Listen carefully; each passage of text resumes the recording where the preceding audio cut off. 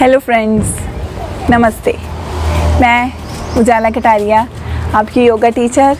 आप देख रहे हैं योगा लाइफ। दोस्तों, आज का ये वीडियो मैं स्पेशली लेडीज़ के लिए लेके आई हूँ, गर्ल्स के लिए लेके आई हूँ, जो पीरियड्स के दौरान बहुत ज़्यादा प्रॉब्लम फेस करती हैं। देखिए, जिन लोगों को डेली रूटीन में योग करने की आदत है या एक्सरसाइज करने की आदत है, तो पीरियड्स के दौरान कहीं ना कहीं वो अपना जो वर्कआउट है वो मिस करते हैं। और ये कहा भी जाता है कि उन दिनों में कोई भी हार्ड एक्सरसाइज या कोई हार्ड योगासन्स नहीं करनी चाहिए। और ये बात सच भी है। स्पेशली इन्वर्टेड पोज जो होते हैं, जिनमें हेड नीचे होता है, शोल्डर नीचे होते हैं और लेग्स ऊपर होती हैं, वो पोज तो बिल्कुल भी नहीं करनी चाहिए। इन दौरान प्रॉब्लम्स भी बहुत सारी फेस करनी पड़ती हैं। सबसे पहली प्रॉब्लम क्या होती है? काफ़ी लेडीज़ को लोअर एब्डोमेन पे, पेट के निचले हिस्से में और कमर के निचले हिस्से में बहुत ज़्यादा पेन महसूस होती है। इसके अलावा क्रैम्प्स पड़ते हैं, लेग्स में पेन होती है, पैरों में दर्द होती है। तो हर लेडी का एक्सपीरियंस अलग होता है। किसी को बॉडी के किसी पार्ट में पेन है तो किसी को दूसरे पार्ट में पेन है। उन दिनों में मूड स्विंग्स भी बहुत होते हैं, इमोशनली जो है हार्मोनल्स काफ़ी चेंजेस आते हैं। तो बॉडी में बहुत सारे चेंजेस देखने को मिलते हैं उन दिनों के दौरान।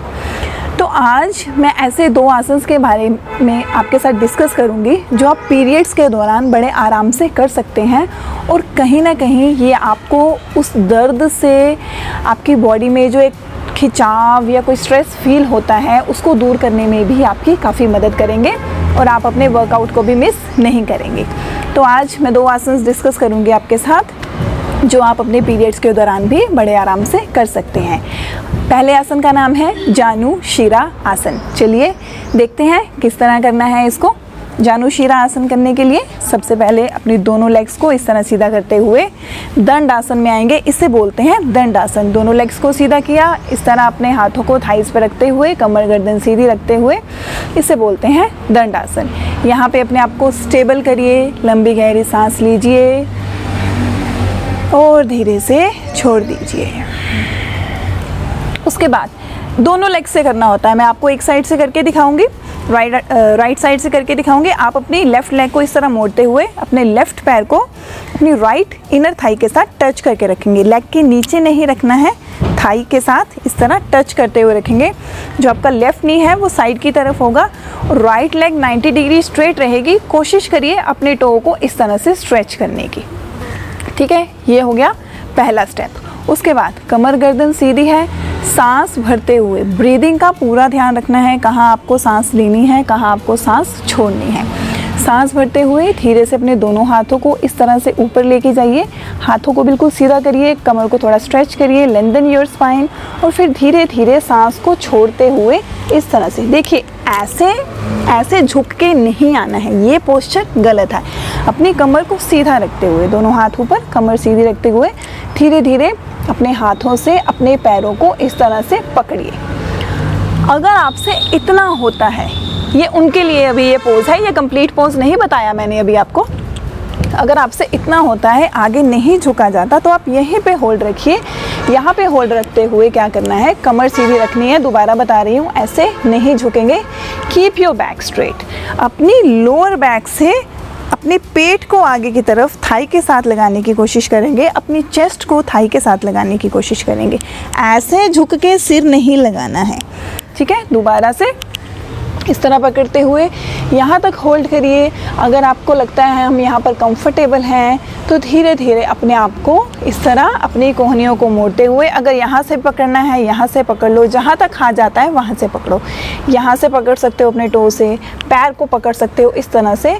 ये टोटली डिपेंड करता है कि आपकी बॉडी में कितनी फ्लेक्सिबिलिटी है। इस तरह यहाँ पर आप नॉर्मल ब्रीदिंग करिए, धीरे धीरे अपनी बॉडी को अपने कंफर्ट के हिसाब से, जहाँ लगे कि नहीं अच्छे से नहीं हो रहा, डिस्कम्फर्ट फील हो रहा है, वहीं पर रुक जाएं। ज़बरदस्ती अपने शरीर के साथ नहीं करनी है। धीरे धीरे और आगे आते हुए इस तरह से अपनी चेस्ट को, अपने पेट को थाई के साथ लगाने की कोशिश करें इस तरह से। चाहे तो एल्बोज भी नीचे प्लेस कर लें। उसके बाद अपनी चिन को या अपने नोज़ को नी के साथ लगाएंगे। जितनी देर रुक सकते हैं उतनी देर रुकिए और फिर धीरे धीरे सांस भरते हुए अपने फेस को अप करिए अपने शोल्डर्स अप करिए और धीरे धीरे हाथ ऊपर और फिर सांस छोड़ते हुए धीरे धीरे हाथ नीचे। इसी तरह से आपको दूसरी लेग से भी करना है। लेफ़्ट लेग को सीधा करते हुए राइट लेग को अंदर की तरफ मोड़ते हुए। तो ये था हमारा पहला आसन जिसका नाम था जानु शिरा आसन।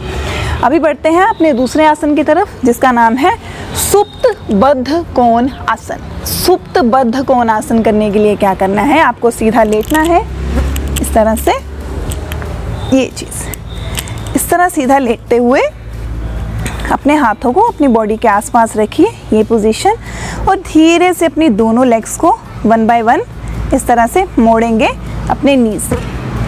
अपने दोनों पैरों को, अपने दोनों नीज को इस तरह से आपस में टच करके रखिए, जोड़ कर रखिए।